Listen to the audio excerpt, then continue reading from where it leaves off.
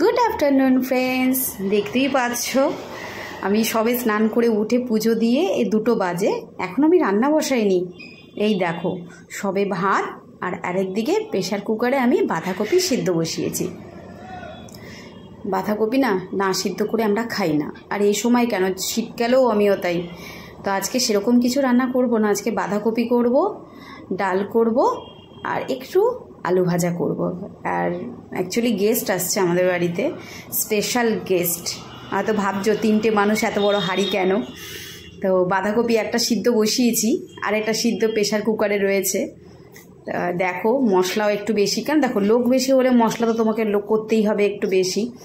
তো যথারীতি অনেক বেলা হয়ে গেছে, গোপুসোনারও খিদে পেয়ে গেছে, ও চুপ করে বসে আছে।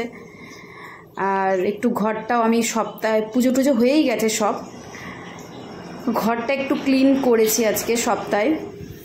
সপ্তাহে একটা দিন করে আমি ঘরটা ক্লিন করি সব সময়। দেখো তো তোমাদের মতো কি পেরেছি ঘরটা সাজাতে? আমার সব সময় এরকম থাকে, সব সময় আমি ঘর সব সময় এরকম রাখি, নিট অ্যান্ড ক্লিন। কেন আমার ভালো লাগে না নোংরামি, আমার ভালো লাগে না, ওই জন্য তো আমার কাজের এত দেরি হয়। এত সুন্দর করে করে ঘরটা সাজিয়েছি। গেস্ট আসবে বলে না, আমার সব সময় ঘর এরকমই সাজানো থাকে। একটু কাঁচা ধোয়াও করেছি, রোদ্দুটা উঠেছে বলে। তো ভিডিওটা যদি ভালো লাগে একটু সাবস্ক্রাইব করে দিও আর পাশে থেকো।